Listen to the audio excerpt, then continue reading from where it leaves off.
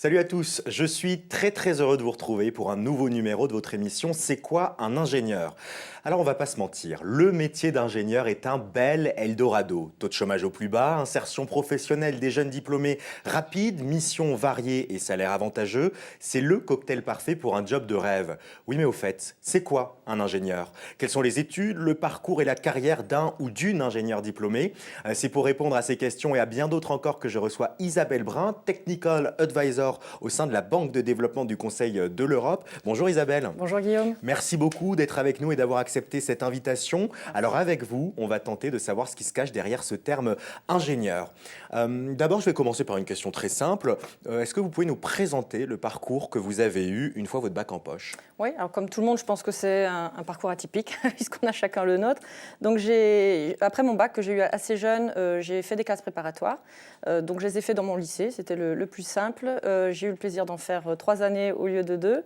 Et donc j'ai intégré une école d'ingénieur qui s'appelle HEI, qui s'appelait Hautes études industrielles et maintenant Hautes études de l'ingénieur, qui est basée à Lille, qui avait l'avantage d'être une école généraliste, mais également donc, avec des options, et entre autres l'option BTP, donc bâtiment travaux publics, qui était une option qui m'intéressait fortement.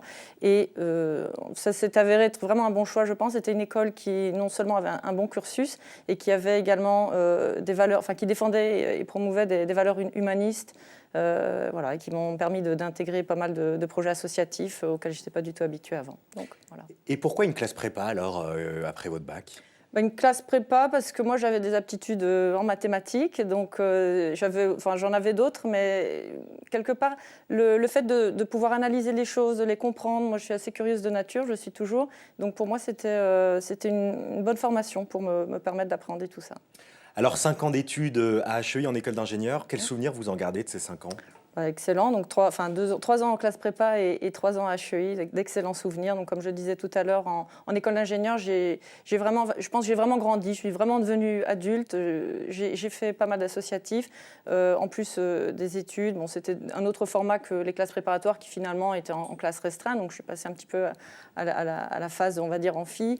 Il y avait des projets, il y avait des stages, tout ça devenait très concret, et à tel point que quand j'ai eu mon diplôme, j'avais envie que d'une chose, c'était d'aller travailler. Et puis, bon, même si après, j'ai fait quelques retours sur les études, mais on en parlera peut-être plus tard.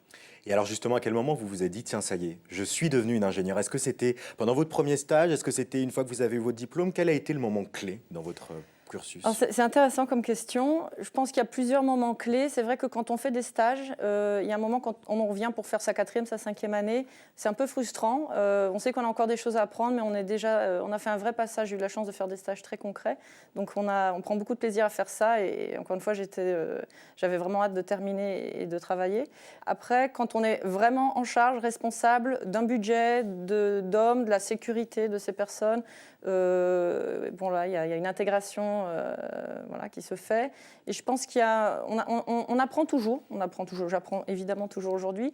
Mais je dirais qu'il y a un moment où on prend des décisions, au bout de, je sais pas, des mois, des années, selon les thèmes. On prend des décisions et on sent qu'on est dedans. Et on sent aussi qu'on nous fait confiance. Et là, c'est vrai qu'on passe un cap. Mais il y en a beaucoup comme ça tout au long de la vie. Alors une fois que vous avez eu votre diplôme d'ingénieur, vous avez travaillé dans le domaine de la construction, du BTP, beaucoup à l'international. C'était des gros projets que vous gériez. Qu'est-ce que vous faisiez une fois diplômé? Oui, absolument. On peut faire beaucoup de choses quand on travaille dans la construction, mais moi, je suis passée par la filière travaux, donc j'ai démarré en tant que conducteur de travaux et j'ai évolué en responsable de travaux, essentiellement dans les travaux publics, un petit peu de bâtiment sur ma fin de carrière dans la construction. C'était des très gros projets. J'ai eu la chance de travailler très jeune sur des parties de projets vraiment de plusieurs centaines de millions. Donc ça veut dire qu'il y avait un entourage, une formation, des gens plus seniors pour nous apprendre les choses. En même temps, c'est un métier où on apprend quand même sur le tas, donc on est laissé un petit peu à sa propre initiative, ce qui est une formation, enfin un certain type de formation, qui je ne sais pas si convient à tout le monde, et moi qui m'a très bien convenu et qui m'a beaucoup appris, je pense. Mais après, il y a aussi d'autres parcours dans des entreprises plus petites qui sont tout aussi intéressants, et je pense qu'à un moment, c'est bien de faire un peu des deux. Alors Isabelle, on arrive au milieu de cet entretien. entretien et vous le savez, hein, c'est le moment de la question cash, sans langue de bois, sans concession. Isabelle, j'ai lu dans une interview que vous avez donnée en 2009 au magazine Usine Nouvelle que vous déploriez, en tout cas c'était la thématique de l'interview, le manque de femmes dans le domaine du BTP. 8 ans plus tard, est-ce que vous établissez le même constat, que ça soit dans le BTP ou dans l'univers dans lequel vous êtes aujourd'hui? Alors effectivement, c'était la thématique de l'interview. Après, il est vrai que moi, à cette époque-là, je travaillais dans une filiale d'un certain groupe où vraiment en travaux, c'était très au public. Il n'y avait qu'une seule femme, en tout cas à mon poste, je dirais à mon niveau de poste.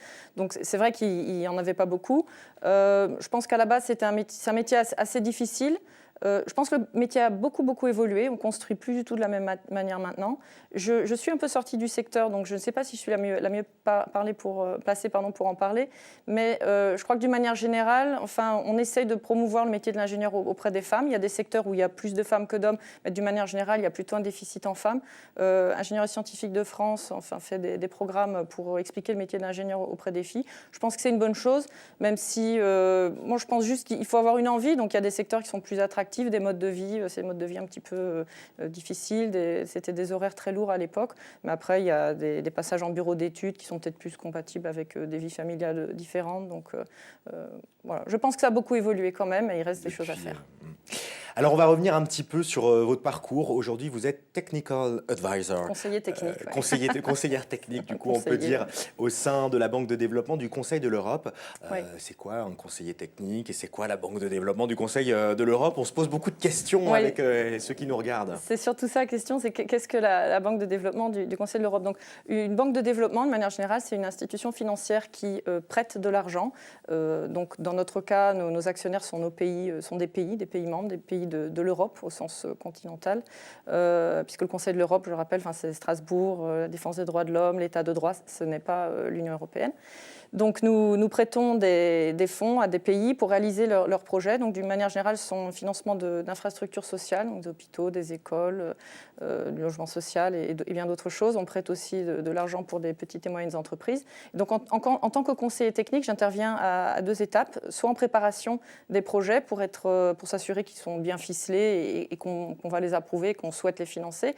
Et ensuite également dans la phase de suivi, c'est-à-dire s'assurer durant la durée de vie du projet qu'il est bien mis en œuvre, éventuellement faire des recommandations. Et voilà.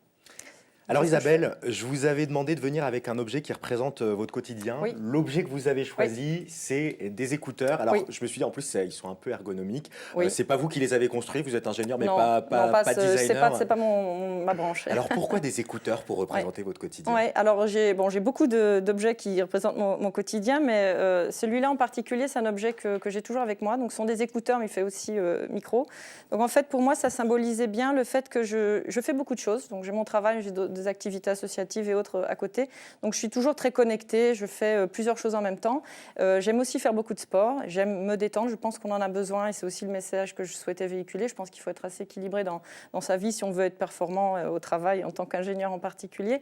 Donc ça me permet de rester, évidemment, de rester connectée, d'écouter la radio, d'écouter de la musique quand je fais du sport. Ça me permet aussi de passer des appels en main libre. Donc c'est finalement un objet que j'utilise énormément tous les jours.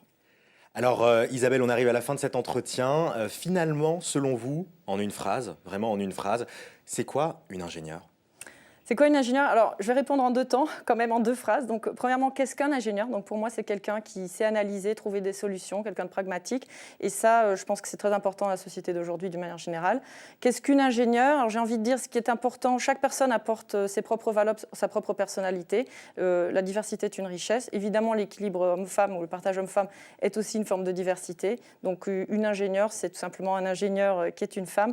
Je pense que si on parle du management, c'est peut-être une forme de management un petit peu plus, tout en restant ferme, un peu plus empathique, mais c'est quand même des généralités, donc je n'aime pas trop ça et voilà.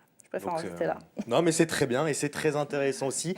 Merci beaucoup Isabelle Brun d'avoir été avec nous. Merci à toi. Et alors à la fin des interviews, moi ce que j'aime bien faire, on ne va pas se mentir, c'est faire le point sur tout ce qu'on a appris. Et grâce à vous, on a pu voir que les ingénieurs peuvent avoir la bougeotte, piloter des projets qui se chiffrent à des millions d'euros tout en gardant la tête sur les épaules.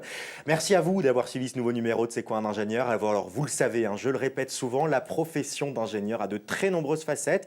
C'est pourquoi je vous propose donc que l'on se retrouve très vite ici même sur ce plateau pour un nouveau nouveau portrait d'ingé. Et d'ici là, rendez-vous sur demain.fr et mcetv.fr pour voir, revoir et partager cette émission. Et puis je vous donne également rendez-vous sur mon blog L'Ingénu Ingénieur. Ciao.